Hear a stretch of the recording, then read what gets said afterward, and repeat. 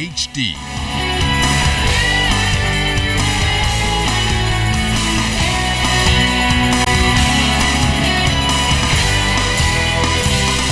ZNS Network presents The Bahamas Tonight. This portion of the news brought to you by BTC Everyday.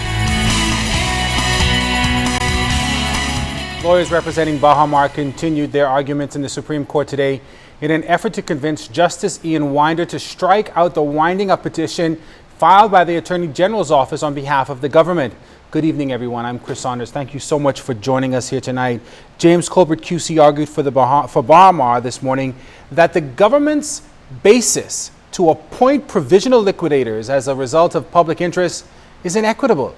Even if the motion for provisional liquidators is accepted, Colbert lamented that it would not add anything to the matter nor bring the issue further along. Meanwhile, Peter Knox QC, who represents the government, has argued that appointing provisional liquidators is the only chance the Baha Mar property has of survival. Justice Ian Winder is expected to give his ruling on September 4th. It's at that time that both sides will give their final submissions. Trouble could be looming for the leader of the Free National Movement after the Progressive Liberal Party chairman Bradley Roberts delivered on a promise. Cleopatra Murphy has more on the alleged conflict of interest and why Roberts says he intends to have the infraction pursued. Dark clouds hang over the head of opposition leader Dr. Hubert Minnis today as Progressive Liberal Party chairman Bradley Roberts released evidence to support his claim that Minnis was involved in a conflict of interest while he served as a cabinet minister. Compounding the claim, Roberts says that Minnis failed to disclose his ownership interest in the company, Lichaz Investments Limited, which secured a lease to house a clinic operated by the Public Hospitals Authority. The lease continued during Minnis's entire term as Minister of Health with oversight for the PHA. Roberts released Minnis's declaration after denials of a conflict of interest following Minnis's own calls for Attorney General Alison Maynard Gibson, who was acted as government's negotiator in the Baha Mar matter, to resign from cabinet after it was revealed her family members had leases with the property. Minnis told the media he informed then Prime Minister the Right Honourable Hubert Ingram and was advised to have the PHA move as soon as possible, which he claims he did, but Roberts is not buying it. According to Minnis, he told the Public Health Authority people that he wanted to withdraw. But after 5 years, not 1 year, not 2 years, not 3 years, but after 5 years, nothing happened. Dr. Minnis' company continued to receive whatever benefits there was derived under that. And then to top it off, in 2012, in the general elections, Dr. Minnis filed again his returns, but never mentioned any interest in that contract. According to Roberts, Minnis's failure to declare his interest in this building during both the 2007 and 2012 elections could have grave implications for his political future.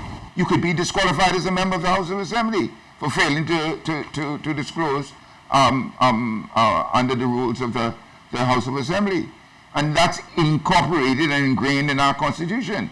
According to reports, former Prime Minister Hubert Ingram's chambers was the attorney on the $180,000 lease. While Minnis is no longer a cabinet minister, the PHA still holds a month-by-month lease for the building.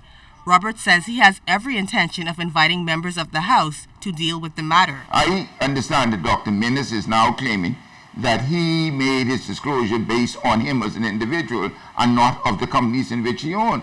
But I don't see how one could separate the two.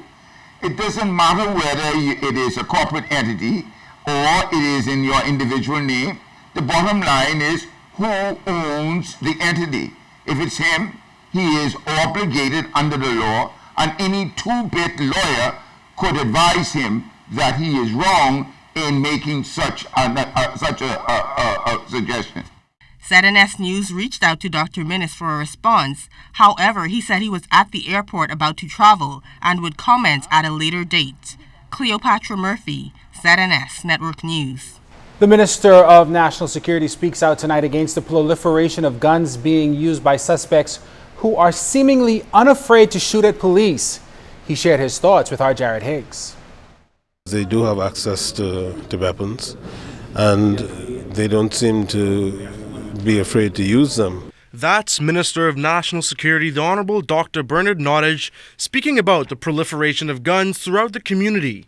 Over the weekend, 2 armed bandits were shot and killed following a high-speed chase with police, and this week another armed man was shot and killed by police.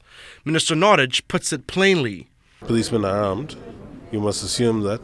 And so if you seek to use a gun in assaulting a policeman, he's got the right to defend himself or to defend others who might be in imminent danger.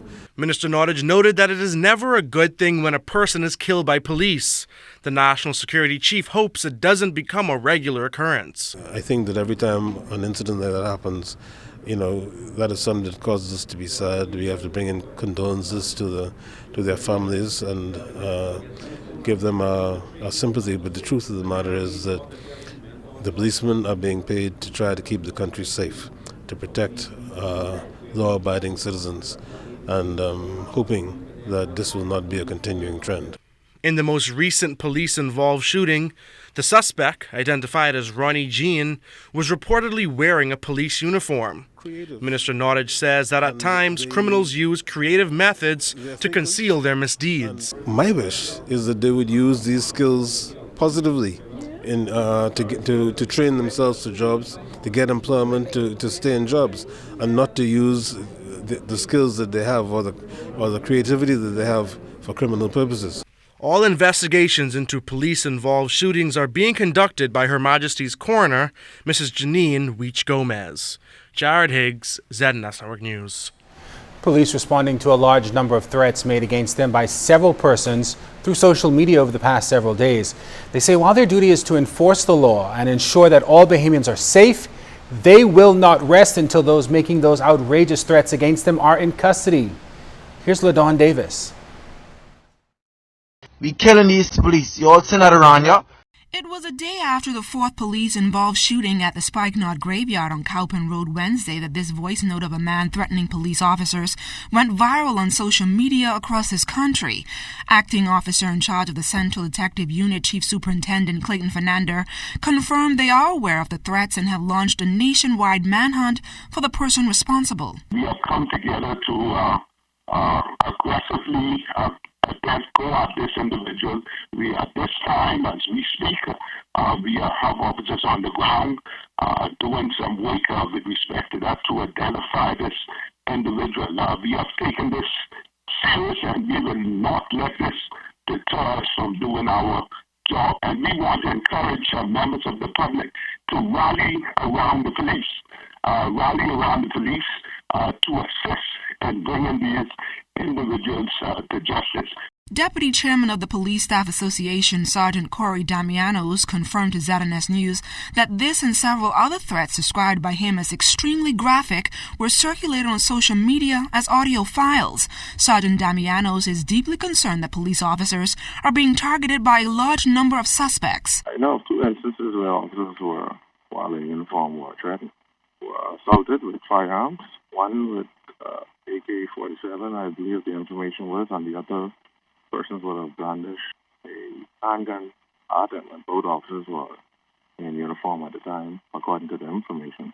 Well, in my 15 years, this is the first time that I've seen it to this point, and within the country, this is the highest we've seen it with crime, so definitely persons' minds are evolving as we are in a technological era. LaDawn Davis, ZNS Network News. Police have arrested yet another most wanted suspect. 33-year-old Sorvino Pacino Ramming of Edmund Street, The Grove, has been on the run for 6 months and was captured by flying squad officers in the parking lot of a business establishment on West Bay Street around 10:30 last night. Ramming is wanted for questioning in connection with the murder of Sean Neville that occurred at Woodlawn Way on Friday, February 27th. And we want to stop here to wish Prime Minister the Right Honourable Perry Gladstone Christie a very happy birthday. It's his 72nd birthday. Happy birthday, Mr. Prime Minister. This portion of the news is brought to you by the new Shell and Lettuce, designed for extra miles.